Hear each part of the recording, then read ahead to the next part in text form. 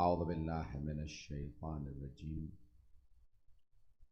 وَأَثْبَتَ فُؤَادَ أَنْبِيَائِهِ وَأَوْلِيَائِهِ بِقَصَصِ الْأَنْبِيَاءِ وَالْمُرْسَلِينَ وَأَكْمَلَ إِيمَانَ الْمُسْلِمِينَ وَالْمُؤْمِنِينَ بِوِلَایَةِ عَلِيٍّ أَمِيرِ الْمُؤْمِنِينَ عَلَيْهِ السَّلَامُ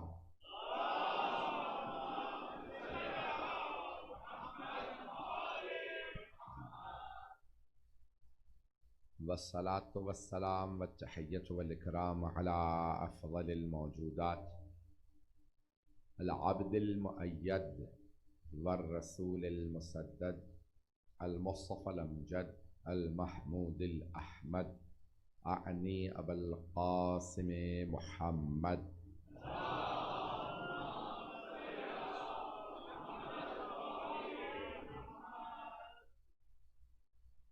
وعلى روحه ونفسه وسحره ووسيه سيد الأتقياء والأصفياء مولى الموالي إمام المتقين علي بن أبي طالب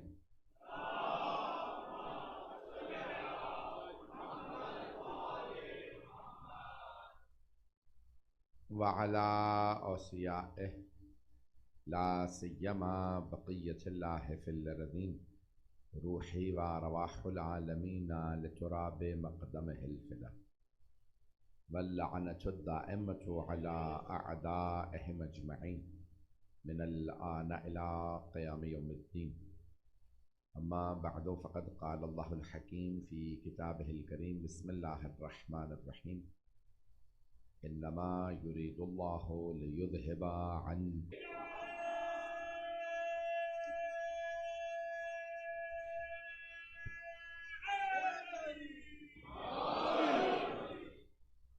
آیت تطہیر کے عنوان سے آپ کی خدمت میں مطالب پیش کر رہا ہوں۔ میں نے کل شان نزول پیش کیا تھا، آج وعدہ کیا تھا کہ تفسیر کو پیش کروں گا اور آنے والی مجالس میں بھی تفسیر کو جاری رکھوں گا۔ آیت تطہیر 33ویں سورہ کی، قرآن میں 114 سورہ ہیں، 114۔ اللہ نے قرآن کو بھی 1 اور 14 سے خالی نہیں رکھا، 114 سورے ہیں، ہر سورہ کا کم از کم ایک نام ہے، بہت سی آیات کے بھی نام ہیں۔ اس آیت کا نام ہے آیت تطہیر، 33واں سورہ، سورہ احزاب، اور آیت نمبر 33۔ 3 کی عدد کو نہ دیکھیے گا، 4 دفعہ آیا، اور 12 عدد پورے ہو جاتے ہیں۔ تو آیت تطہیر ہے، مشہور و معروف آیت ہے۔ اس میں بہت سے افراد کہتے ہیں کہ تفسیر کرنے سے پہلے سیاق اور سباق کو دیکھا جاتا ہے۔ آواز تھوڑی سی کم کر دیجیے۔ سیاق و سباق کو دیکھا جاتا ہے، پہلی آیات کو، بعد والی آیات کو، پھر تفسیر کی جاتی ہے۔ سن رہے ہیں حضرات؟ تو آیات، جس آیت کی تفسیر کی جا رہی ہے اس سے پہلی آیات اور اس کے بعد والی آیات کو دیکھا جائے گا، پھر تفسیر کی جائے گی۔ تو اب یہ یہاں پہ بہت سے افراد یہ سمجھتے ہیں، ہمارے مسلمان بھائی، وہ کہتے ہیں کہ بھئی ہمارے ایڈوانٹیج میں جاتی ہے، ہمارے حق میں جاتی ہے کہ آیت ازواج کی شان میں آئی ہے۔ کیوں؟ کیونکہ اس سے پہلے اور بعد کی ساری آیات ازواج سے متعلق ہے۔ اور سنیے گا، مجھے تفسیر کو پیش کرنا ہے۔ اب یہاں لَسْتُنَّ كَأَحَدٍ مِّنَ النِّسَاءِ، اے رسول کی بیویو، تم اور عورتوں کی طرح سے نہیں ہو۔ لا تبرجنا تبرج، پریشان ہو کے نہ سنیے گا، آیات پیش کر رہا ہوں۔ تو اب یہاں پہ اللہ کہہ رہا ہے کہ اے یا نساء النبی، اے رسول کی بیویوں، وہ جو زمانہ جاہلیت کی اطوار ہیں، عادات ہیں، میں نہیں پیش کر رہا کہ وہ کیا ہیں، وہ سب اب چھوڑ دو، کیونکہ اب تم رسول کی بیویاں ہو۔ اس کا مطلب ہے کچھ ابھی تک ان عادات پہ باقی تھی نا۔ بھئی اللہ کا ڈانٹنا بتا رہا ہے، منع کرنا بتا رہا ہے کہ ابھی تک بہت سی پرانی عادات باقی تھی، زمانہ جاہلیت کی کفریہ دور کی عادات باقی تھیں۔ اللہ کہہ رہا ہے کہ بھئی وہ تمام عادات چھوڑ دو اور گھروں سے باہر نہ نکلو۔ اس کا مطلب ہے بھئی ابھی تو کچھ کہا بھی نہیں ہے، تو بہت سے افراد پریشان ہو گئے ہیں، میں خاموشی برداشت نہیں کروں گا، چلتے رہیے گا میرے ساتھ۔ تو یہاں پہ اللہ کہہ رہا ہے کہ گھر سے باہر نہ نکلنا، اور یہ سب کچھ، اب یہ جتنی آیات ہیں ازواج سے متعلق، ان سب کے اندر ڈانٹ ہے، تعریف نہیں ہے۔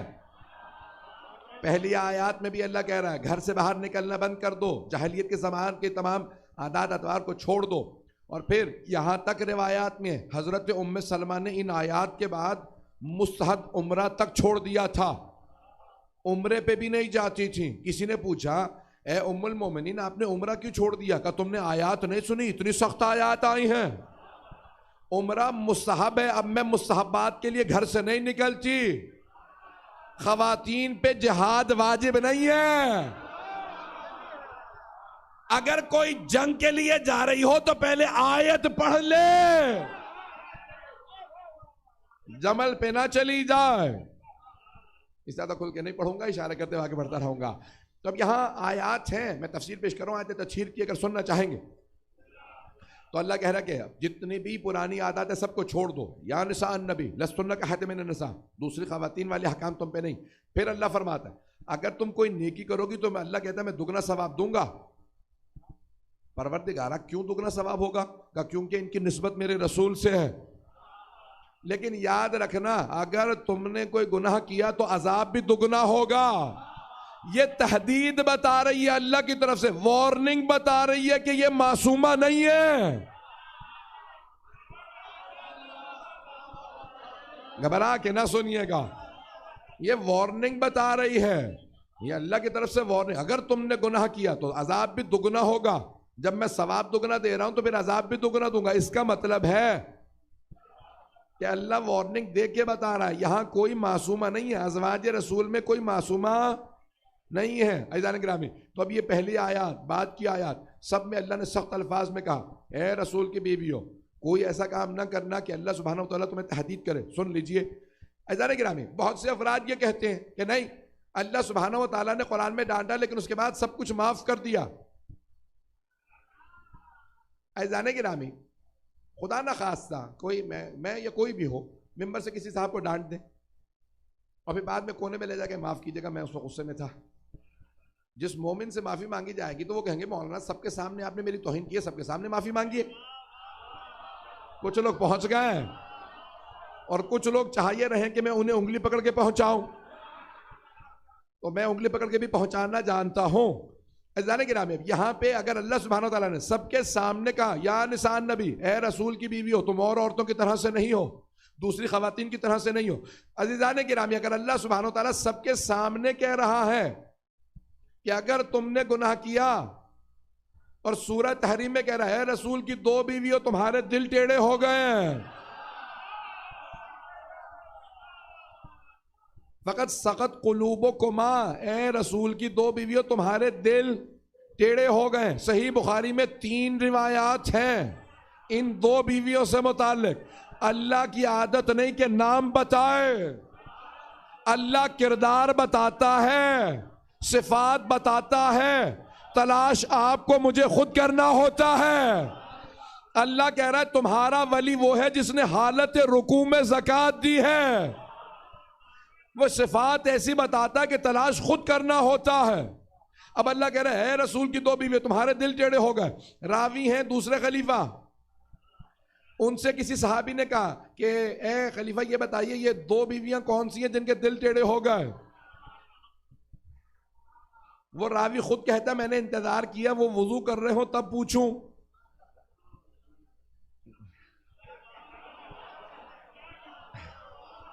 کچھ نہ کہلائیے گا.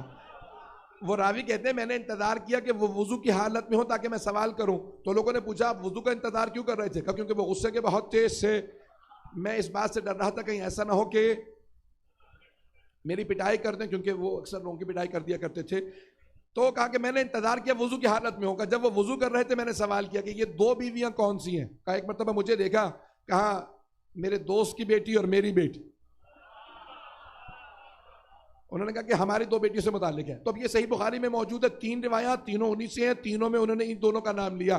تو کہا بھائی معاملہ کیا ہے؟ کہا نہیں اللہ نے معاف کر دیا تھا. عزیزان گرامی، جب اللہ پبلکلی سارے مجمع کے سامنے کسی کو کہہ دے کہ تمہارے دل ٹیڑے ہو گئے ہیں تو وہیں پبلکلی سارے مجمع میں قرآن میں اللہ کو سند دینی چاہیے کہ میں نے معاف کر دیا. جب اللہ نے قرآن کریم میں سند نہیں دی معافی کی، اس کا مطلب ہے معافی نہیں ہوئی، اور اگر ہو بھی گئی ہو تو بعد کے گناہوں سے توبہ ثابت نہیں ہے۔ مجھے لگتا ہے مجمع میرا آدھا ہے، چلیں گے؟ تو جانے کے رہا میں بعد میں 3 بہت بڑے گناہ ہیں۔ نمبر 1 جناب امیر کے خلاف خروج ہے، امام معصوم کے خلاف خروج خارجی بنا دیتا ہے، خروج کرنے سے تو خارجی ہوتا۔ 3 طبقات تمام شیعہ فقہا نے لکھا کہ 3 طبقات، چاہے کلمہ پڑھیں، نماز پڑھیں، روزے رکھیں، حج پہ جائیں، 3 طبقات، کلمہ گو بھی ہوں تب بھی نجس ہے، 3 ہی۔ تو میں 3 طبقات پیش کر، پتہ نہیں کہاں جا رہے ہیں حضرات، تو 3 طبقات کا میں پیش کر رہا ہوں۔ غالی جو کہیں کہ بھئی کوئی خدا ہے، اللہ کے علاوہ کوئی خدا ہے، غالی غلو یعنی کہے کہ رسول خدا اللہ ہیں، علی اللہ ہیں، حسن اللہ ہیں، حسین، تو کوئی بھی غالی ہو، چاہے کلمہ گو ہو، نماز پڑھتا ہو، لیکن نجس ہے۔ دوسرا ناسبی، جو دل میں بغض رکھتا ہو، جتنی مرضی نمازیں پڑھ لے، علی کا بغض رکھنے والے کی کوئی عبادت قبول نہیں ہے۔ بھئی اگر چلیں گے، جو بغض رکھتا ہو، چاہے کلمہ جناب امیر کا یا کسی بھی امام کا، تو چاہے جتنی مرضی نمازیں پڑھ لے، نجس ہے۔ تیسرا خارجی، جو امام معصوم کے خلاف خروج کرے۔ میں کھل کے پیش کر رہا ہوں، تمام فقہا کا فتویٰ ہے، توضیح المسائل اٹھا کے دیکھ لیجئے گا۔ انہوں نے لکھا کہ یہ نجاسات ہیں، یہ سب چیزیں، ان میں سے ایک لکھا کافر کے اندر لکھا ہے یہ طبقات ہیں، اور وہاں پہ توضیح المسائل میں لکھا ہے کہ کافر کے اندر کون کون آ جاتا ہے، کہ خارجی آ جاتے ہیں، غالی آ جاتے ہیں، اور ناسبی آ جاتے ہیں۔ تو جانے کے نام خوارج نجس ہیں، خوارج جنہوں نے جناب امیر کے خلاف خروج کیا۔ کس نے خروج کیا؟ آپ خود تلاش کر لیجئے۔ چلیں گے یا موڈ آف تو نہیں ہے کسی کا؟ بھئی مجھ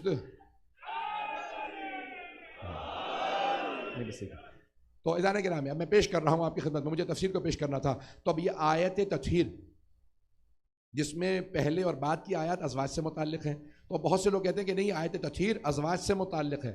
عزیزان گرامی، آیت تطہیر کا مضمون خود بتا رہا ہے کہ یہ ازواج سے متعلق نہیں، کیونکہ یہاں پہ پاکیزگی سے متعلق بات ہے۔ پتہ نہیں لوگ ہیں یا نہیں؟ بے پاکیزگی کے اندر کئی طبقات ہیں، میں انشاءاللہ پیش کروں گا، آج نہ پیش کر سکا تو کل پیش کروں گا۔ تو وہ تمام طبقات کو پیش کرنا ضروری ہے جو پاکیزگی کی علامت ہے۔ سنیں گے حضرات، تو جانے کے نام اب یہاں پہ اللہ سبحانہ وتعالیٰ نے اب یہ آیت یہاں کیوں رکھی؟ بہت سے افراد جواب نہیں دے سکے، تو انہوں نے کہا نہیں، آیت آگے پیچھے ہو گئی، پتہ نہیں لوگ ہیں یا نہیں، تو انہوں نے کہا آیت آگے پیچھے ہو گئی، یہ کہیں اور ہونی چاہیے تھی، یہاں غلطی سے آ گئی ہے۔ نہیں، قرآن کی موجودہ ترتیب کسی امتی نے نہیں دی ہے، اس سے زیادہ کھل کے نہ کہلوائیے گا۔ بھئی یہ جو بہت سے لوگ کہتے ہیں نا اس نے ترتیب دی، اس نے دی، یا اس نے، یہ تضاد بتا رہا ہے کہ ان میں سے کسی نے ترتیب نہیں دی، یہ ترتیب پیغمبر ہی نے دی ہے۔ مانتے ہیں حضرات؟ اگر نہیں مانتے تو میں دلیلیں پیش کروں، میں دلیلیں پیش کر سکتا ہوں۔ ادارے کے نام چلیں ایک دلیل سن لیجئے، آپ کی خاموشی مجھے کچھ نہیں بتا رہی ہے کہ یعنی ہاں یا نہ، کچھ نہ کچھ سر ہلانے سے پتہ چل جاتا ہے۔ میں سنا کے نہیں جاننے والوں میں سے ہوں، میری عادت ہے کہ میں دلیل سے بات کروں، کہ مجمع قائل ہے تو آگے بڑھوں، نہیں ہے تو سمجھا لوں۔ اب حبیب خدا نے فرمایا تھا انی تارکن فیکم الثقلین کتاب اللہ و عطرتی اہل بیتی، میں تم میں 2 گراں قدر چیزیں چھوڑے جا رہا ہوں، اللہ کی کتاب اور اپنی عطرت، اپنے اہل بیت۔ رسول خدا نے نہیں کہا کہ میں اللہ کا قرآن چھوڑے جا رہا ہوں، پیغمبر نے فرمایا کتاب اللہ و عطرتی اہل بیتی، میں اللہ کی کتاب چھوڑے جا رہا ہوں، کتاب، قرآن نہیں کہا، قرآن ہے قراءت سے، تو کوئی بھی کہہ سکتا تھا وہ جو قرآن سنایا تھا وہ چھوڑ گئے، آپ نے کہا نہیں، میں کتاب چھوڑے جا رہا ہوں۔ کتاب کہتے ہیں جو مکتوب ہو، جو لکھی ہوئی ہو۔ وہ سارے سننے والے صحابہ عرب تھے، کسی نے پلٹ کے نہیں کہا کہ لکھی ہوئی کتاب کہاں ہے، اس کا مطلب ہے سب کو پتا تھا پیغمبر لکھوا کے دے کے جا رہے ہیں۔ پتہ نہیں ہے یا نہیں ہے؟ تو قرآن پیغمبر لکھوا کے دے کے گئے ہیں. اب کوئی اگر اعتراض کرے کہ پھر جناب امیر نے کیا کہا تھا کہ میں کتاب جمع کر رہا ہوں، جناب امیر نے اس قرآن کریم جو پیغمبر سے انہوں نے خود لکھا تھا اس کے شان نزول، تمام آیات کے شان نزول کو لکھ کے دیا تھا. اسی لیے خلفاء نے جناب امیر سے وہ قرآن نہیں لیا، کیونکہ ہر آیت کا شان نزول لکھ دیا تھا، ہر آیت کا. مولا نے ان سے کہا تھا بھئی یہ قرآن ایسا دے کے جا رہا ہوں پھر کوئی گمراہ نہیں ہوگا، میں نے ہر آیت کے حاشیہ نیچے لگا کے شان نزول لکھ دیا ہے. خلفاء نے قرآن دیکھا کہ یا علی آپ سے قرآن نہیں چاہیے، پیغمبر سے کہا تھا آل نہیں چاہیے، آل سے کہا قرآن نہیں چاہیے. نہیں لوگ ہیں یا نہیں ہیں؟ اگر ہیں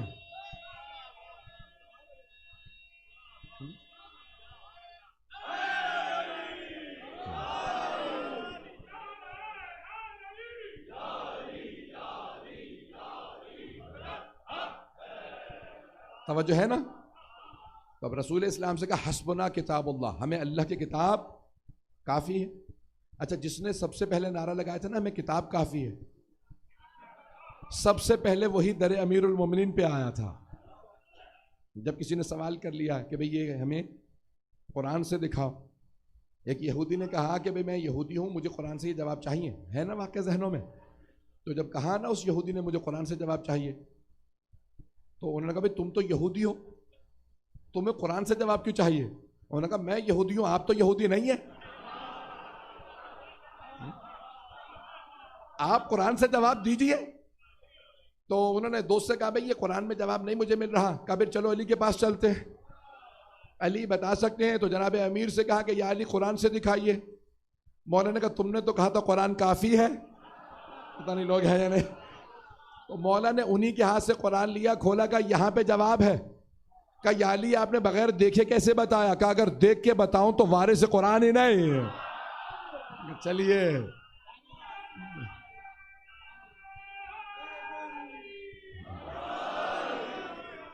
میں وقت کے اندر تمام کرنا چاہ رہا ہوں، دوسرے ممبر کا انتظار کرتے ہیں، کل سے تھوڑا زیادہ وقت لے سکتا ہوں کیونکہ وہاں مجالس نہیں ہوں گی. تو اب یہاں پہ جناب امیر علیہ السلام نے قرآن سے دکھایا. عزیزان گرامی اہل بیت ہیں، قرآن کے وارث. مولا نے کہا تھا میں نے ہر آیت کا شان نزول لکھ دیا، ہر آیت کا شان نزول لکھ دیا. انہوں نے دیکھا کہ یا علی یہ نہیں چاہیے. کہا کیوں؟ کہ اس میں آپ نے شان نزول لکھ دیا، ہمیں تو صرف قرآن چاہیے. مسئلہ کیا تھا شان نزول سے؟ کیونکہ مولا نے ہر آیت کس کی شان میں نازل ہوئی ہے لکھ دیا تھا. اتنی آیات مولا کی شان میں، انہیں اس سے بھی مسئلہ نہیں تھا. مسئلہ یہ تھا سورہ منافقون کس کس کے لیے آئے.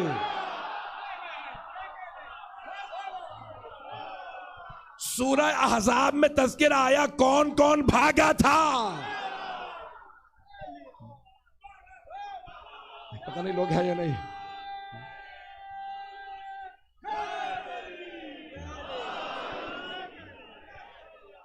چلتے رہیں گے نا جانے گے نا.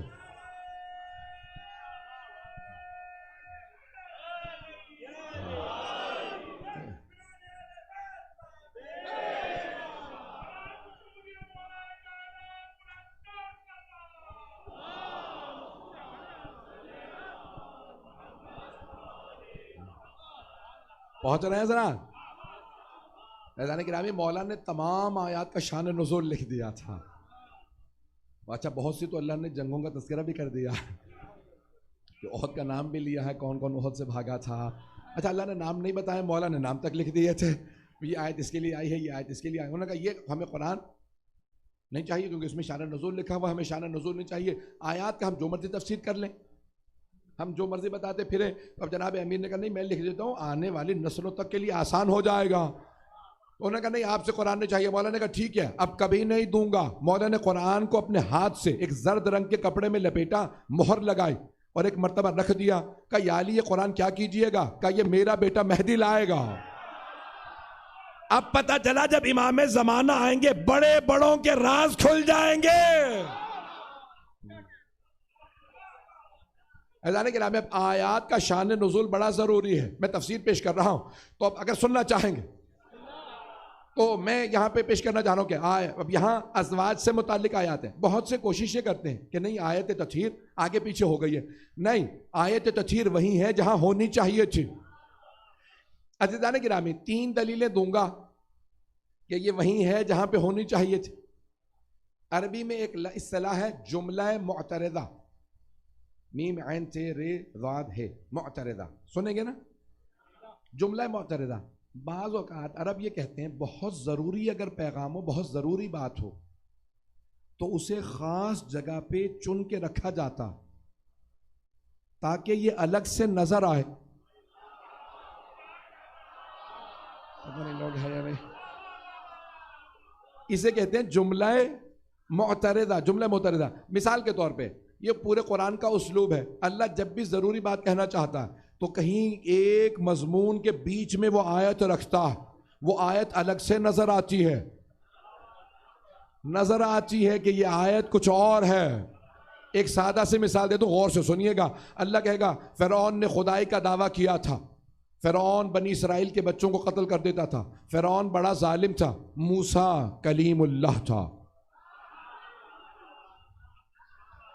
پھر دوبارہ اللہ چلا جاتا ہے فرعون نے اتنے افراد کا قتل کیا، فرعون نے یہ کیا، فرعون یہ، فرعون. آپ کو سارا فرعون کا قصہ بھول جائے گا، لیکن وہ جو ایک آیت بیچ میں آئی ہے موسیٰ کلیم اللہ تھا وہ نہیں بھولے گا، کیونکہ اسے کہتے ہیں جملہ معترضہ. خاص پیغام کو کسی بیچ کے خاص جگہ رکھا جاتا ہے تاکہ وہ الگ سے نظر آئے، چمکتا ہوا پیغام نظر آئے.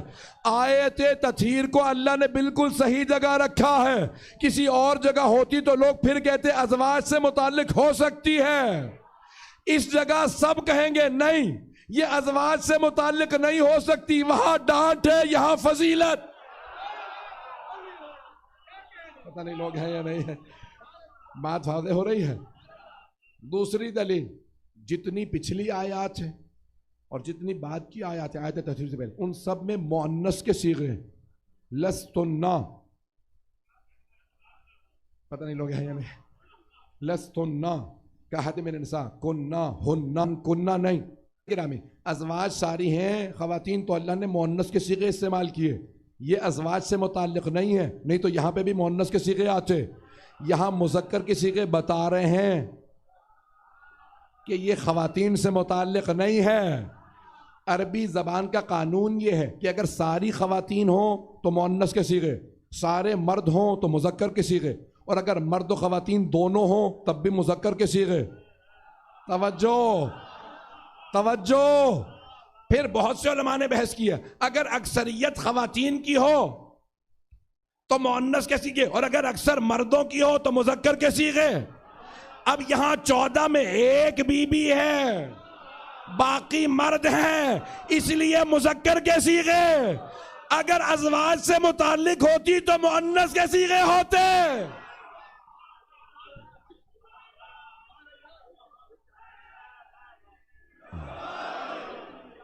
بات پہنچ رہی ہے؟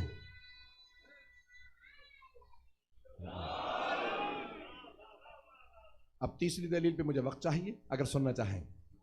اب تک ہے مجمع میرے ساتھ؟ آواز اذیت تو نہیں کر رہی آپ حضرات؟ آئیے ذرا مذکر مؤنث کے سارے صیغوں کی بحث ختم ہو جائے گی جو اب دلیل پیش کرو. کوئی آپ سے بحث کرے آپ کے مذکر مؤنث کے صیغوں کی بحث ہی نہیں ہے. نہ آپ دلیل لائیے کہ بھئی یہاں مؤنث کے صیغے ہیں یہاں مذکر کے ہیں، ساری بحث ختم. کیونکہ انہوں نے بھی دلیلیں دی ہیں، وہ کہتے نہیں رسول خدا موجود تھے اس لیے مذکر کے صیغے آ گئے. بہرحال میں ایک دلیل پیش کر رہا ہوں، میرا آپ سے وعدہ ہے اگر آپ کو سمجھ میں آ گئی تو ساری مذکر مؤنث کی بحث ختم. ثابت ہو جائے گا کہ وہ ہیں ہی نہیں اس میں. اگر سننا چاہیں گے بھئی مجھے یہ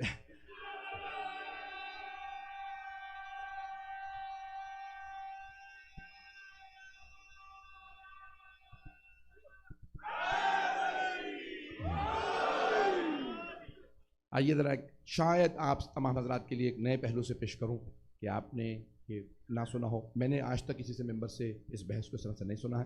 اس میں بڑی کوشش کی ہے، محنت کی ہے. اگر دل کو لگے تو انشاءاللہ تعالیٰ ضرور دعا کیجیے گا میرے لیے کہ اس میں ایک نیا زاویہ، ایک نیا پہلو میں نے نکالنے کی کوشش کی ہے. انما یرید اللہ لیذھب عنکم الرجس اہل البیت. اے اہل بیت،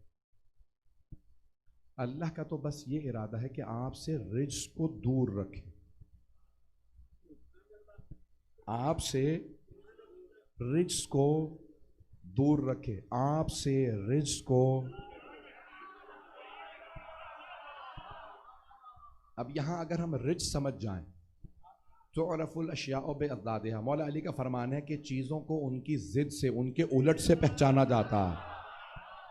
رزق سمجھ میں آ جائے تو تطہیر بھی سمجھ میں آ جائے، اگر بات پہنچ رہی ہو۔ تو اب اگر رزق کو سمجھ لیں، رزق کیا ہے میں یہی سمجھانا چاہ رہا ہوں آج، کہ اگر رزق سمجھ میں آ جائے تو اللہ نے ہر طرح کے رزق کو دور رکھا ہے۔ رزق کیا ہے؟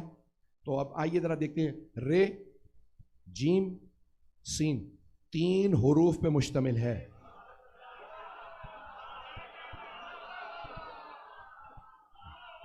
تین حروف پہ مشتمل ہے رزق، 3 حروف پہ مشتمل ہے رزق۔ آئیے ذرا قرآن کریم کی روح سے پیش کرنا چاہ رہا ہوں رزق کیا ہے۔ تمام کی تمام بحثیں ختم ہو جائیں گی، یہاں روک کے پیش کر رہا ہوں۔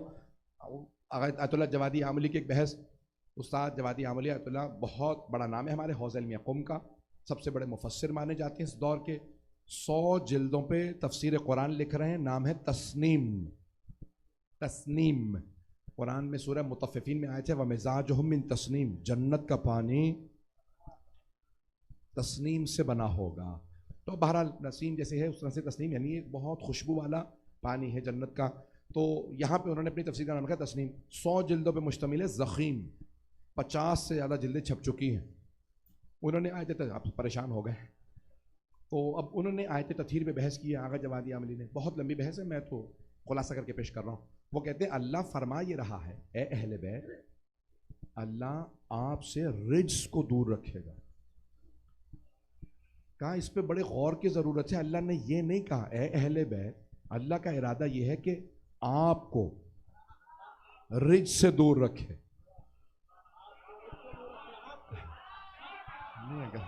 تھوڑی سی توجہ، سارے مجمع کی توجہ چاہیے، میرا گلا ساتھ نہیں دے رہا۔ آغا جوادی عاملی کہتے ہیں کہ اللہ نے یہ نہیں کہا کہ اے اہل بیت، اللہ کا ارادہ تو یہ ہے کہ آپ کو رزق سے دور رکھے، اللہ کا ارادہ یہ ہے کہ رزق کو آپ سے دور رکھے۔ تھوڑی سی توجہ، یہ بہت بڑے فلسفی ہیں، بہت بڑے عارف ہیں، بہت بڑا نام ہے۔ وہ کہتے ہیں کہ اگر معاذ اللہ اللہ سبحانہ و تعالیٰ یہ کہہ دیتا کہ اے اہل بیت، اللہ کا ارادہ یہ ہے کہ آپ کو رزق سے دور رکھے، تو مفہوم یہ نکلتا کہ معاذ اللہ اہل بیت تو رزق کے پاس جانے کی کوشش کریں گے، اللہ دور رکھے گا۔ لیکن نہیں، اللہ نے فرمایا یہ ہے، کچھ لوگ پہنچ گئے ہیں، اللہ نے فرمایا یہ ہے کہ اے اہل بیت، اللہ کا ارادہ یہ ہے کہ رزق کو آپ سے دور رکھے، یعنی رزق آنے کی کوشش کرے گا، اللہ دور رکھے گا۔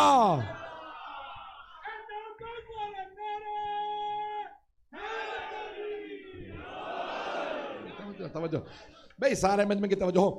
آغا جوادی عاملی کہتے ہیں، آیت اللہ استاد جوادی عاملی کہتے ہیں کہ اللہ یہ فرما رہا ہے کہ اے اہل بیت، بھئی اللہ نے یہ نہیں کہا آپ کو رزق سے دور رکھے گا، وہ نہیں آئیں گے، رزق آئے گا، اللہ کہہ رہا ہے میں رزق کو دور رکھوں گا، یعنی رزق آنے کی کوشش کرے گا، میں دور رکھوں گا۔ اب اگر کوئی اہل بیت کے پاس نہ آئے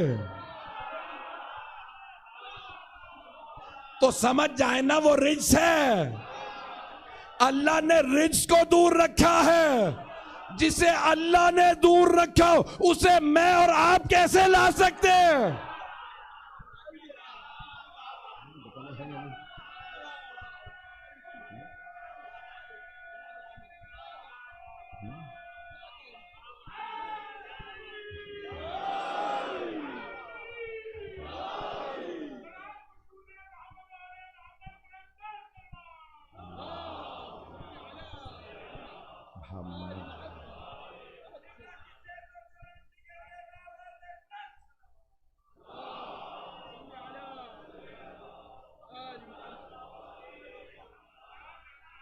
توجہ ہے جانے کی نام ہے؟ میں کوشش کروں گا آج مکمل کر دوں اس کو۔ ایک ایک لفظ پہ میں سوچ رہا تھا کہ ایک مجلس پڑھتا چلا جاؤں گا، مجھے نہیں معلوم، اگر آج صرف رزق سمجھا پاؤں تو اب یہاں اللہ کہہ رہا ہے اے اہل بیت، اللہ کا ارادہ بس یہ ہے کہ ہر طرح کے رزق کو آپ سے دور رکھے، رزق کو آئیں ذرا قرآن سے پوچھتے ہیں کہ رجس کیا، جس کا میں ترجمہ ہی نہیں کر رہا. آپ یہ سوچ رہے ہوں گے عربی کا لفظ اردو میں استعمال کرے چلے جانے، بتائیں تو صحیح کیا ہے. آئیے ذرا قرآن ہی سے پوچھ لیں، پروردگارہ تو بتا رجس کیا. تو اب اللہ نے آیات نازل کی، الا ان یکون دما مسفوحا میتۃ ولحم خنزیر رجس. اب یہاں پہ اللہ کہہ رہا ہے کہ چاہے خون ہو، میتہ ہو، مردار ہو، یا خنزیر ہو، یہ سب رجس ہیں. پتہ نہیں اللہ نے تین ہی کیوں بتائے ہیں. میں کچھ اور نہیں کہنا چاہتا ہوں، گھبرا کے نہ سنیے گا. اب یہاں پہ اللہ سبحانہ و تعالیٰ کہہ رہا ہے ہر چیز رجس ہے. رجس میں گنواتا چلا جاؤں گا. اس آیت میں اللہ نے یہاں پہ گنوایا ہے کہ یہ اشیاء رجس ہیں، یہ اشیاء رجس ہیں. آئیے ذرا اور آیات سن لیجئے کن کن آیات میں لفظ رجس آیا. 2 آیات اور پیش کروں گا اور مکمل کر دوں گا. آج آگے نہیں بڑھاؤں گا بات کو، کل جاری رکھوں گا. 2 آیات اور سن لیجئے. ساری بحثیں مذکر مؤنث کی ختم. اگر یہ میں آج موضوع سمجھا پایا، کل میں موضوع آگے بڑھا دوں گا. عزیزان گرامی ایک اور آیت ہے، انما الخمر والمیسر والانصاب والازلام رجس من عمل الشیطان. اللہ کہہ رہا ہے بے شک یہ شراب، جوا، انصاب، ازلام یہ سب رجس ہیں، شیطان کے کام ہیں. اب اللہ نے یہاں پہ اور چیزیں بھی گنوا دی ہیں، توجہ سے سنیے گا. شراب، جوا، ازلام، انصاب، پانسے اور مختلف کھیل اللہ نے گنوائی، یہ سب چیزیں رجس ہیں. اب اگر کبھی کوئی ڈاکٹر لاہور سے اگر پہنچ گئے ہوں، کبھی آل محمد کی طرف ان چیزوں کی نسبت دے تو یا وہ قرآن نہیں سمجھا یا وہ خود ہی رجس ہے. پتہ نہیں لوگ ہیں. کئی پی ایچ ڈی ایسے ہوتے ہیں کہ پھرے ہوئے دماغ ہوتے ہیں. پتہ نہیں لوگ ہیں یا نہیں ہیں، کیونکہ یہاں والے شاید نہ سمجھے میں کس کی طرف اشارہ کر گیا ہوں. مجھے پاکستان بھی جانا ہوتا ہے اور ریکارڈنگ آپ مجھ سے پہلے بھیج دیتے ہیں، تو اس لیے میں احتیاط سے پیش کر رہا ہوں. تو ادارے کے نام میں کسی نے کہا تھا کہ یہ آیت جناب معاذ اللہ استغفر اللہ امیر کی شان میں آئی ہے، تو جواب موجود ہے. آئیے ذرا ایک آیت کا اور سہارا لوں گا اگر سننا چاہیں گے. موضوع مکمل کرنا چاہ رہا ہوں. اذان کے نام آئیے ذرا آیت ایک اور ہے. اللہ کہہ رہا ہے فَاجْتَنِبُوا رِجْسًا مِنَ الْأَوْثَانِ وَاجْتَنِبُوا قَوْلَ الزُّورِ. اللہ کہہ رہا ہے ان 2 باتوں سے اجتناب کرنا یہ رجس ہیں. پہلا اللہ نے گنوایا فَاجْتَنِبُوا رِجْسًا مِنَ الْأَوْثَانِ، بت پرستی سے اجتناب کرنا یہ رجس ہے. وَاجْتَنِبُوا قَوْلَ الزُّورِ، زبردستی بات کے منوانے سے اجتناب کرنا یہ رجس ہے. زبردستی بات نہ منوانا، نہ پستول سے، نہ بندوق سے، نہ خودکش حملوں سے، یہ سب چیزیں رجس ہیں. اگر کبھی کوئی زبردستی بات منوائے تو سمجھ لو خود بھی رجس ہے، اور رجس کا ماننے والا ہے. جو زبردستی بات منوائے وہ تطہیر کے ماننے والے نہیں. ہم دلیل سے بات کرتے ہیں. آل محمد کے دشمن زور سے، جن کے پاس عقل کی دلیل نہ ہو وہ خودکش حملے کرے گا. تو اللہ کہہ رہے زور گوئی رجس ہے، زبردستی بات منوانا رجس ہے، اور بت پرستی رجس ہے. بت پرستی، تھوڑا سا میرا ساتھ دیجئے گا، بت پرستی رجس ہے. اللہ نے کہا بت پرستی رجس ہے. تو جانے گرامی تمام ہمارے اہل سنت بھائی کہتے ہیں سارے صحابہ ہیں رضی اللہ عنہم سوائے علی ابن ابی طالب کے. وہ کیا ہیں؟ وہ کہتے ہیں وہ ہے کرم اللہ وجہہ. بڑی توجہ. وہ کہتے ہیں سارے صحابہ رضی اللہ عنہم، اللہ ان سب سے راضی ہو.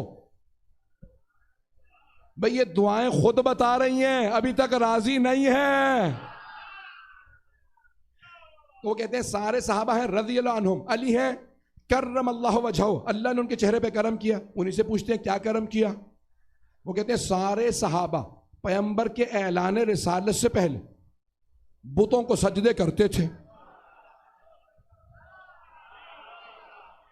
بھائی یہ کہتے ہیں لیکن اللہ نے علی کے چہرے پہ خاص کرم کیا کہ انہوں نے پیغمبر کے اعلان رسالت سے پہلے بھی کبھی بتوں کو سجدہ نہیں کیا.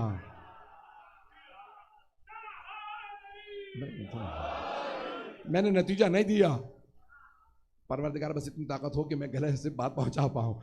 عزیزان گرامی, یہاں پہ اللہ کہہ رہا ہے بت پرستی رجس ہے.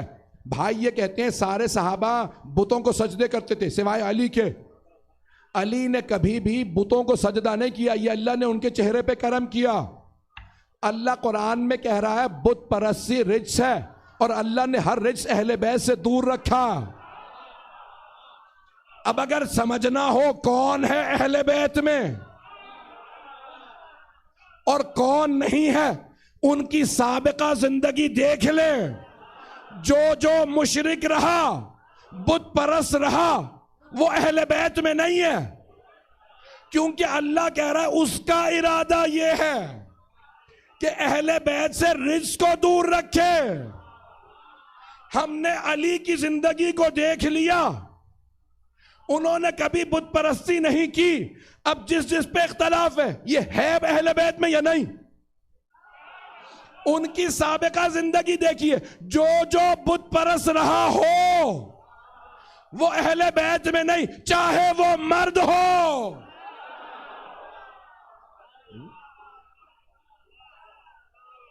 یا چاہے کوئی مستور رہی ہو, اگر سابقہ مشرکہ ہے تو اہل بیت میں نہیں. عزیزان گرامی, اب سمجھ میں آیا, مذکر مؤنث کی بحثوں کی ضرورت ہی نہیں ہے.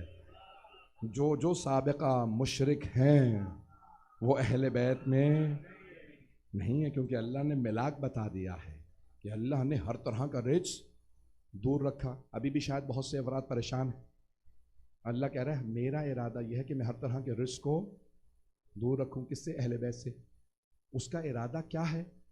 انما امرہ اذا اراد شیئا ان یقول لہ کن فیکون. سورہ یاسین کی آیت ہے. بے شک کہ اس کا امر یہ ہے کہ جب وہ ارادہ کرتا ہے تو چیزوں سے کہتا ہے ہو جا, اور وہ ہو جاتی ہے. کن فیکون ہے. چھٹے امام سے پوچھا کہ مولا کیا واقعاً ایسا ہے کہ اللہ ارادہ کرتا ہے اور کہتا ہے ہو جا اور چیزیں ہو جاتی ہیں؟ مولا نے کہا نہیں, یہ بھی تمہارے سمجھانے کے لیے ہے.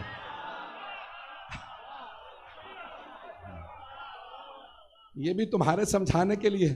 اگر وہ کہے کہ ہو جا اور چیزیں ہوں تو پھر ارادہ کیسا؟ کہ وہ ارادہ کرتا جاتا ہے, چیزیں ہوتی جاتی ہیں. اور کہا کہ جب سے وہ ہے تب سے اس کا ارادہ, جب سے اس کا ارادہ تب سے اہل بیت سے رجس دور. پتہ نہیں لوگ ہیں یا نہیں, پتہ نہیں لوگ ہیں یا نہیں ہیں. تو اب جو مشرک یا مشرکہ رہے ہوں وہ کبھی بھی اہل بیت میں نہیں ہو سکتے, کیونکہ اللہ نے رجس کو دور رکھا ہے. پتہ نہیں لوگ ہیں یا نہیں. عزیزان گرامی, آخری بات کو پیش کر رہا ہوں. سرور کائنات نے فتح مکہ پہ تمام صحابہ سے کہا رک جاؤ, بتوں کو یا میں توڑوں گا یا میرا بھائی علی. بتوں کو جو کعبے میں بت رکھے تھے, یا میں توڑوں گا یا میرا بھائی علی. اللہ نے کہا ہے یا رسول, اے میرے رسول, یا آپ بتوں کو توڑے یا علی. سب پیچھے ہٹ گئے. میں ہاتھ جوڑ کے کہوں گا یا رسول اللہ, یہ کوئی مرحب نہیں ہے, حارث نہیں ہے, انتر نہیں ہے, عمر ابن عبد ود نہیں ہے, ان کے ہاتھوں میں تلواریں نہیں ہیں, یہ لڑیں گے نہیں, یہ بت ہیں. پتہ نہیں لوگ ہیں یا نہیں ہیں. اگر لڑنے والے ہوتے تو آپ کہتے صحابہ نہ جائیں, علی کو بھیجیں. یہ ہیں بت. پتہ نہیں لوگ ہیں یا نہیں ہیں. یا رسول اللہ, بتوں کے توڑنے میں کیا ہے؟ بت ہے. کسی بھی صحابی سے کہیں وہ اٹھا کے پھینک دیں گے باہر. کسی سے بھی کہیں بتوں کو توڑ دیں. پیغمبر نے کہا نہیں, یا میں بتوں کو توڑوں گا یا میرا بھائی علی بتوں کو توڑے گا. توجہ. تو اب یہاں تک کہ ہمارے راولپنڈی اسلام آباد کے پنڈی کے نہیں, اسلام آباد کے بہت بڑے ایک پیر صاحب گزرے ہیں. گولڑا شریف ایک بہت بڑی گدی ہے, بہت بڑے پیر ہیں وہاں کے, سید مہر علی شاہ صاحب. تو شیعہ نہیں تھے, لیکن انہوں نے ایک شعر کہا تھا, اور بڑا مشہور ہے ان کا شعر. پنجابی میں کہا تھا کہ کتھے مہر علی کتھے تیری سنا, ایک گستاخ اکھیاں کتھے جا لڑیاں. انہوں نے کہا تھا کہ اے علی, آپ کی مدح اور میں کروں؟ کہ میری آنکھیں تو اتنے گستاخ ہیں کہ دوشے رسالت پہ جا کے رک گئی ہیں جہاں آپ کے پاؤں ہیں. پتہ نہیں لوگ ہیں یا نہیں. شیعہ نہیں تھے وہ. سید مہر علی شاہ صاحب نے کہا تھا یا علی آپ, پتہ نہیں لوگ ہیں یا نہیں بھائی, دوش رسالت پہ جناب امیر پیغمبر نے کہا یا علی بتوں کو توڑیے, صحابہ نہیں توڑیں گے. یا علی آپ بتوں کو توڑیں. یا رسول اللہ یہ بت ہیں, جنگ نہیں ہے, بتوں کو توڑنے دے, صحابہ توڑ دے. کہا نہیں, اب میں اپنے پاس سے پیش کر رہا ہوں, کتابوں میں نہیں ہے. اگر دل لگے, دل کو بات لگے تو بولیے گا, تو نہیں بے شک خاموش رہیے گا. میرا دل یہ کہتا ہے کہ پیغمبر نے اس لیے منع کیا کوئی صحابی بتوں کو نہ توڑے. یا میں بتوں کو توڑوں گا یا علی, کیونکہ اگر صحابہ بتوں توڑنے آتے تو کہیں بت پلٹ کے نہ کہہ دیتے ارے آج تک سجدے کرتے رہے, آج توڑنے آ گئے.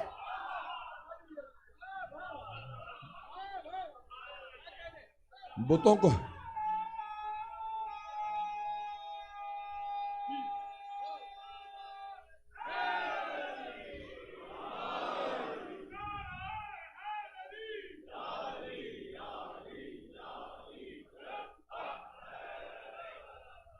پریشان تو نہیں کر دیا میزان گرامی. یہ آیت تطہیر ہے جس میں اللہ فرما رہا ہے میں نے ہر طرح کے رجس کو دور رکھا ہے.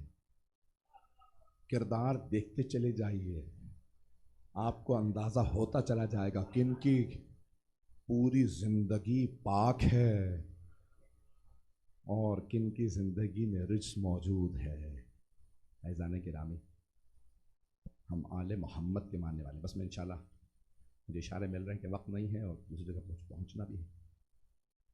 صرف دو پہلوؤں کو پیش کرنا چاہتا ہوں. ہم جس بی بی کے ماننے والے ہیں ان کی عظمت کو بیان کرنے کے لیے اللہ نے آیت تطہیر میں 5 تاکیدیں نازل کی ہیں. کل یا پرسوں میں پیش کروں گا وہ 5 تاکیدیں کیا ہیں. اللہ کہہ رہا ہے یہ بی بی بہت باعظمت بی بی ہے. اور آپ نے شاید 10 مرتبہ یہ روایت سنی ہو. اشارہ کر کے آگے بڑھوں گا, مصائب شروع کرنا چاہتا ہوں کہ سرور کائنات آخری اپنے وقت میں ایک مرتبہ سوال کرتے ہیں سیدہ کیا بات ہے آپ بار بار دروازے پہ کیوں جاتی ہیں؟ کہا بابا جان کوئی عرب ہے ہر کچھ دیر بعد واپس آ جاتا ہے, مجھے رسول اللہ سے ملنا ہے. پیغمبر کے آنسو بہنے لگے. کیا میری لخت جگر جانتی ہیں کون ہے؟ کہا بابا جان میں چہرے نہیں دیکھا کرتے لیکن لباس سے عرب ہے, عربی لباس پہن رکھا ہے, میں نے چہرہ نہیں دیکھا. کہ سیدہ یہ ملک الموت ہے, یہ انبیاء کے بھی گھروں میں اجازت لے کے نہیں جاتا, پہنچتا ہے اور کہتا ہے مجھے اللہ نے بھیجا ہے, آپ کی روح کو لینے آیا ہوں. کہ سیدہ یہ آپ کی تعظیم میں رکا ہے, یہ آپ کی تعظیم میں آپ کے دروازے پہ رکا ہے. کیوں پیغمبر نے یہ فرمایا؟ میرا دل کہتا ہے پیغمبر یہ سمجھانا چاہ رہے تھے او مسلمانوں, جس بی بی کے در پہ فرشتے بغیر اجازت نہیں آتے تم آگ لے کے مت آ جانا, اس دروازے کو جلا مت دینا. اجرکم اللہ, اجرکم اللہ. بس بھئی میں روایت پیش کرنا چاہتا ہوں. تاریخ میں ایک بی بی دروازے پہ کھڑی رہی. میں ایک جملہ پیش کر رہا ہوں. اگر ایک بہت بڑے خطیب ہیں ایران کے, وہ کہتے ہیں کہ میں مصائب ان کے مشہور تھے. کہ ایک جگہ مجلس پڑھ کے مصائب پڑھ کے گھر آیا مولا حسن مجتبیٰ. اسی رات میں نے خواب میں مولا حسن مجتبیٰ کو دیکھا. وہ کہتے ہیں کہ مولا حسن نے مجھ سے کہا کیا بات ہے, تو ہر امام کے سخت ترین مصائب پڑھتا ہے, میرے سخت مصائب کیوں نہیں پڑھتا؟ تو کہا مولا لیکن میں آپ کے رونے والوں سے بیان کرتا ہوں کہ ایک ہی تو امام ہے جن کا جنازہ گھر سے گیا پھر گھر واپس آ گیا. تو کہا مولا نے کہا نہیں یہ میرا سب سے سخت مصائب نہیں ہے. کہا مولا میں یہ بھی بیان کرتا ہوں ایک امام ہے جن کے جنازے میں تیر برسائے گئے. مولا نے کہا یہ میرے مصائب ہیں لیکن یہ سب سے سخت مصائب نہیں. کہ مولا میں یہ بھی بیان کرتا ہوں، ایک ہی تو امام ہے کہ جب وہ گھر آتے تو گھر میں ایک ایسی بیوی تھی جو زہر دینے والی تھی۔ مولا نے کہا نہیں، یہ بھی میرا سب سے سخت مصائب ہے۔ کہا مولا میں نہیں جانتا، میں نے یہ بھی بیان کیا کہ آپ کے جگر کے ٹکڑے باہر آ گئے۔ مولا نے کہا نہیں، یہ بھی سب سے سخت۔ کہا پھر مولا میں نہیں جانتا آپ کا سب سے سخت مصائب کون سا۔ مولا نے کہا اب جب میرے رونے والوں کے سامنے جانا تو کہنا حسن مجتبیٰ نے کہا ہے میرا سب سے سخت مصائب یہ ہے۔ کہ مولا کیا ہے؟ کہ کہنا مدینہ شہر تھا، شہر کی ایک گلی تھی، اس گلی میں ایک دروازہ تھا، اس دروازے پہ آگ لگی تھی۔ میرے رونے والوں سے کہنا اس جلتے ہوئے دروازے کے پیچھے حسن مجتبیٰ کی ماں کھڑی تھی، اور وہ خطیب وہ ذاکر رونے لگے۔ کہا مولا لیکن اس میں تو آپ کی والدہ کے مصائب ہیں، آپ کا مصائب کہاں ہے؟ مولا نے کہا میرے رونے والوں سے کہنا جب ماں پہ دروازہ گرا تم حسن مجتبیٰ دیکھ رہے تھے۔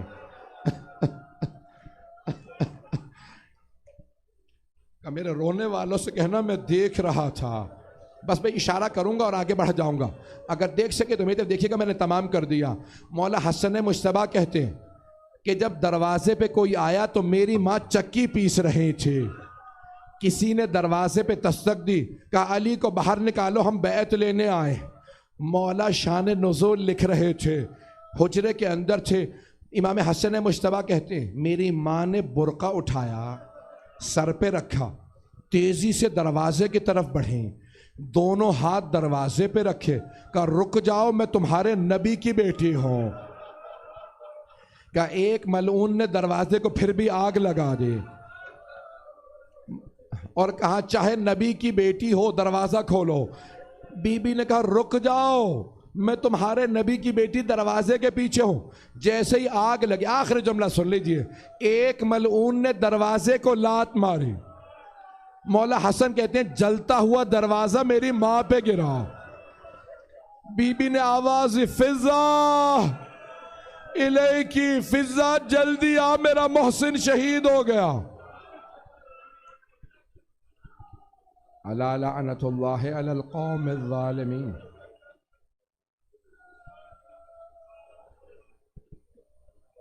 وَسَيَعْلَمُ الَّذِينَ ظَلَمُوا أَيَّ مُنْقَلِبٍ يَنْقَلِبُونَ۔ جتنا مختصر کر سکتا تھا میں نے کر دیا، اس سے زیادہ مختصر کر نہیں سکتا تھا۔ ہاتھوں کو بلند کیجئے گا، اگر دیکھ سکیں تو اب ضرور دیکھیے گا۔ پروردگارا تاریخ میں 3 تابوت بڑے مظلومیت کے ہیں، 3 تابوت۔ پہلا امام موسیٰ کاظم کا، پل بغداد پہ دھوپ میں لاشا رکھا ہے، 4 مزدور جنازہ اٹھا کے دھوپ میں رکھا ہے، اور ایک 5واں مزدور نعرے لگاتا جاتا تھا ماتا امام الرفضہ، رافضیوں کا امام مر گیا۔ جب شیعہ پہنچے کہا رہے دھوپ میں جنازہ رکھ دیا۔ ایک شیعہ نے سوال کیا قیدیوں کی زنجیریں مرنے کے بعد کاٹ دی جاتی ہے، کیا بات ہے تابوت سے ہمارے امام کے زنجیریں لٹکی ہوئی ہیں؟ تو اس مزدور نے کہا تمہارے امام کی جو زنجیریں تھیں وہ گوشت کو کھا کے ہڈیوں تک چلے گئی تھی، کہا انہیں کاٹا نہیں جا سکتا تھا۔ ایک ہی امام ہیں جن کی شہادت کے بعد بھی زنجیریں باقی رہے۔ یہ پہلا تابوت ہے، سنیں گے؟ تھک تو نہیں گئے ہیں؟ بھئی میں 3 تابوت پیش کرنا چاہ رہا ہوں، یہ میں نے 1 تابوت پیش کیا، سنیں گے دوسرا تابوت کس کا ہے؟ شام کا زندان ہے، ایک قیدی بھائی ہے، بہن کا لاشا لے کے کھڑا ہے، تابوت بہت چھوٹا سا ہے، شاید مرنے والی بی بی کوئی بچی رہی ہو۔ تاریخ میں یہ پہلا تابوت ہے جو بھائی نے طوق و زنجیروں کے ساتھ اٹھایا ہے۔ گلے میں طوق ہے، ہاتھوں میں زنجیریں، پاؤں میں بیڑیاں. اگر دیکھ سکیں تو میری طرف دیکھیں. آپ جانتے ہیں نا قبر میں ایک جنازہ دینے والا ہوتا ہے، دوسرا جنازہ لینے والا ہوتا ہے. مولا سجاد بس ایک مرد ہیں قید خانے میں، باقی سب بیویاں ہیں یا بچے ہیں. ایک مرتبہ مولا سجاد نے تابوت سے جنازہ اٹھایا، رو کے کہا 72 کے عزادار بابا اپنی بیٹی کا لاشا لے لیجئے. بس بھئی تیسرا تابوت جانتے ہیں کس کا ہے؟ تیسرا تابوت مدینے میں ایک بی بی کا ہے. رات کا وقت ہے، امیر المؤمنین نے تابوت اٹھایا. جیسے ہی تابوت گھر سے نکلا، مولا علی نے آواز دے کے کہا آہستہ رونا، مدینے والوں کو پتہ نہ چل جائے کہ زہرا کی شہادت ہو گئی ہے. زہرا نے وصیت کی تھی یا علی مدینے والوں کو میرے جنازے میں نہ آنے دیجیے گا. بس بھئی سب رو رہے. کتنے افراد ہیں؟ صرف 14 افراد. پروردگارہ واسطہ اس تابوت کا جو رات کی تاریکی میں مدینے میں اٹھا. کچھ ہی دور گیا تھا تابوت کے. ایک مرتبہ جناب امیر نے آواز دے کے کہا تابوت کو روک دو. بیٹا حسن، مجھے تابوت کے پیچھے کسی کے چلنے کی آہٹ محسوس ہو رہی ہے. مولا حسن نے کہا ہاں بابا زینب آ رہی ہے. مولا نے کہا نہیں بیٹا، زینب کو گھر چھوڑ کے آؤ، میری غیرت برداشت نہیں کرتی میری بیٹی تابوت کے ساتھ آئے. مولا حسن نے کہا بابا زینب کے سر پہ چادر موجود ہے. کہا نہیں بیٹا زینب کو گھر چھوڑو، میں کہوں گا مولا آ لینے دیجئے بیٹی کو. مولا اپنی بیٹی کو آ لینے دیجئے. مولا مدینہ شہر ہے، رات کا وقت ہے، سر پہ چادر ہے، ماں کا جنازہ ہے، باپ کا سایہ ہے، بھائیوں کا ساتھ ہے، مولا آ لینے دیں. مولا کیا کیجئے گا جب کوفے کا بازار ہوگا، چادریں چھن چکی ہوں گی، باغیوں کے نعرے ہوں گے، ہاتھوں میں پتھر ہوں گے. پروردگارا واسطہ ان بیبیوں کی عظمتوں کا دشمنان اہل بیت کو نیست و نابود فرما، داعش و طالبان کو، آل سعود کو غارت فرما، مؤمنین کی حفاظت فرما، جو ہاتھ بلند ہے کسی کو رد نہ فرما، ہم سب کی عاقبت بخیر فرما، ہم سب کو ہمارے مرحومین کو جناب سیدہ کی شفاعت نصیب فرما. بس بھئی ہاتھوں کو بلند کریں گے. پروردگارہ سے امام بارگاہ کو ترقی عنایت فرما، بانیان مجلس شرکت کنندگان کی توفیقات میں اضافہ فرما. پروردگارہ کسی کی حاجت کو رد نہ فرما، ہمارے مقامات مقدسہ کی حفاظت فرما. پروردگارہ جنت البقیع دوبارہ تعمیر ہوتا دیکھنا نصیب فرما. پروردگارہ آج پوری دنیا میں کتنی روشنی ہے، لیکن جس بی بی کے صدقے میں روشنی ہے اس بی بی کی قبر ٹوٹی ہوئی ہے. آج آپ شبی بھی بناتے ہیں نا زری کی، تو سونے چاندی کی زری لگاتے ہیں، لیکن جس بی بی کے صدقے میں یہ سونے چاندی کی زریحیں ہیں اس بی بی کی قبر پہ زری نہیں ہے. آئیں ذرا مل کے کہیں پروردگارہ اپنے حجت کو اجازت دے وہ اپنی دادی کی قبر تعمیر کر سکے. پروردگارہ ہمیں ہمارے مولا اور آقا کا ظہور دیکھنا نصیب فرما. ہر آدمی جو ان مجالس میں آئے وہ امام زمانوں کو پرسہ ضرور دیکھے جائے. آئیں ذرا مل کے کہیں اے صاحب الزمان ایک نظر کرم اس مجمع پہ کر دیں، ذرا دیکھیں لوگ کتنی عقیدت سے آپ کو آپ کی دادی کا پرسہ دینے آئے ہیں.